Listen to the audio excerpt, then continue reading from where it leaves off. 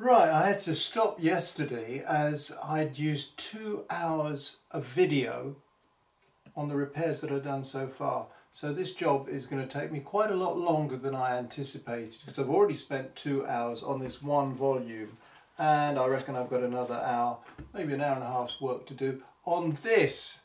So if you haven't got patience, don't get involved in bookbinding. You need plenty of it.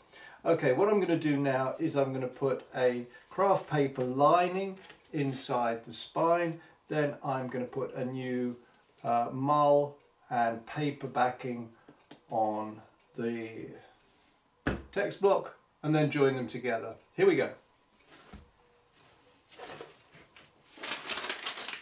Recycled brown paper bag. Now, if you think a brown paper bag is not the ideal material to be repairing an antique book with, think again. The original backing paper used for Victorian books would have been scraps. Paper was a valuable commodity, and they would have used catalogues or advertising material or bits of other books. Now I'm dealing with the mull. I'm cutting it to size just to fit over the spine. Okay, now on an original binding, the mull would have overlapped and there'd have been, let's say, an inch either side. Instead of using mull for that, I'm using more brown paper. You can see I've got a larger piece of brown paper here. And the reason I do that is that if I use mull and fix it to the paste downs, then that'll show and I'll have to use new end papers. I don't want to do that. I preserve the end papers and I tuck in the brown paper inside the spine, and I'll secure it, as I'm doing now, with archival tape. So I just tear off a strip, slightly oversized, snip it, fold it down and secure it using that ruler, rubbing it in with my thumb. Then we're doing the other end, securing it similar means, ruler, done. Okay, the case is back intact. The text block is in the case, secured. I've used archival tape to make good the fact that I had to split the book in order to restore it.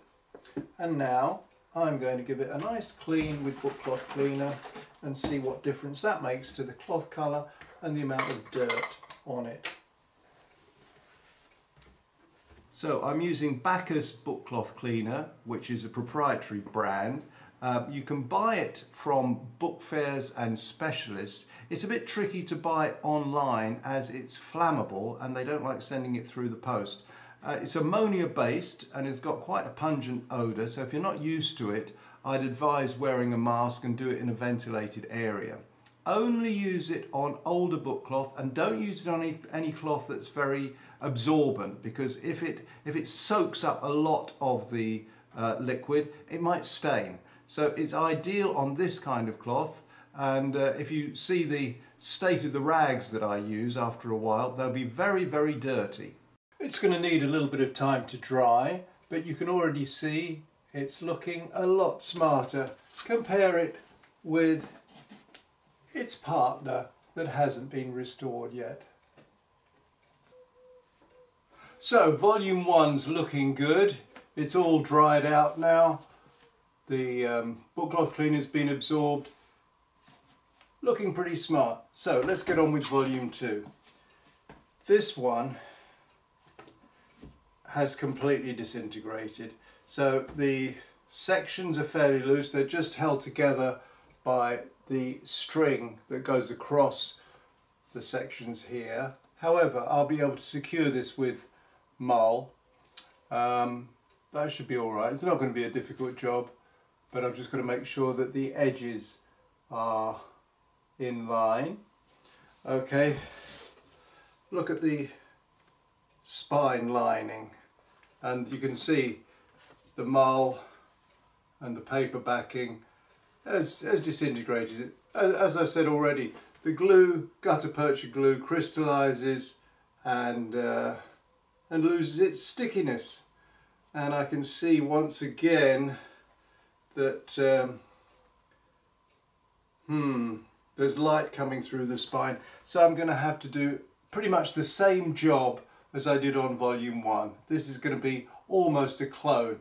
I'm hoping though that it'll be a little bit quicker. Let's go for it.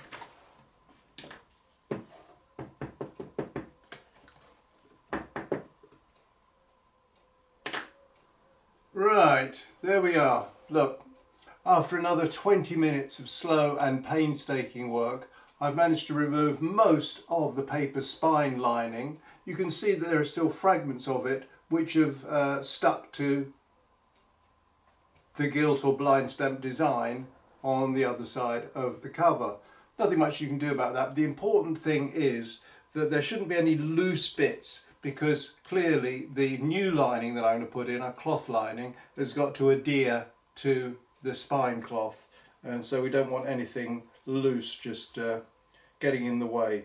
So I'll just brush that off, leave that for a while, and then deal with the text block. There we go. I managed to run the craft knife, blunt craft knife, all the way down here, as with the previous volume. So I've created about a 1 centimetre gap in which I can insert the new piece of cloth that's going to keep the spine firm, hopefully preserving this book for another couple of 100 years. You know, this is the thing, that books are fragile items. These weren't designed to last forever. These books are already 161 years. Well, in fact, they're older than 161 years, because the text blocks were printed in 1858. So that makes them 164 years old, and the covers come from 1861. So they've been around a while.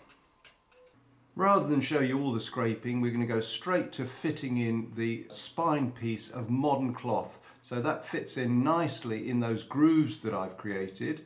So I'm just checking that they will fit, and then I'll take it out and glue it.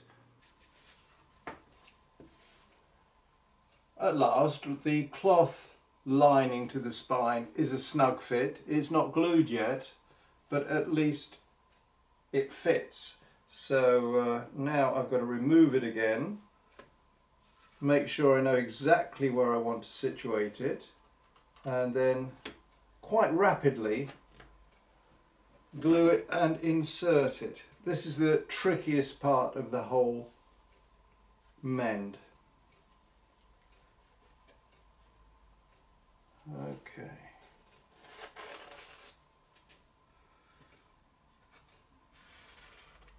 Never attempt to do all the gluing in one go. What you need to do is secure one side.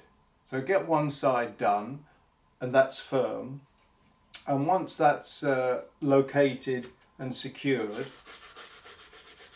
make sure that everything else is going to work, and then do the gluing and sticking. So here we go.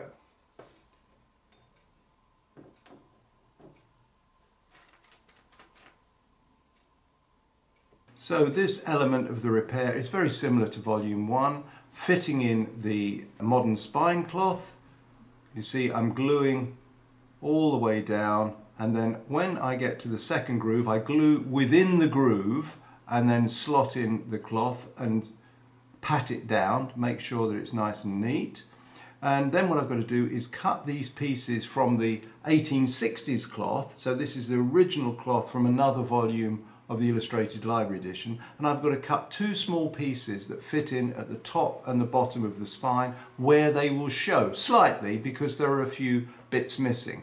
And so again, I'm scraping off the little bits of paper that have adhered to it and trim them, and I'm going to fit them, make sure they're exactly the right size. And this is very important, that you've got to get everything absolutely just so before you start gluing, because it's too late if you've already got glue on. Once again, I'm using a backing of brown paper bag, stick that in on the spine. I've got the mull and the brown paper on the spine and securing. Whoopee, here we go, and almost done. Well, there you have it, folks. The 2-volume set of Pickwick Papers in the Illustrated Library edition from 1861. Second issue, I've just found out while doing the restoration. The whole job has taken me about 5 hours. 5 hours of meditative calm. See you next time.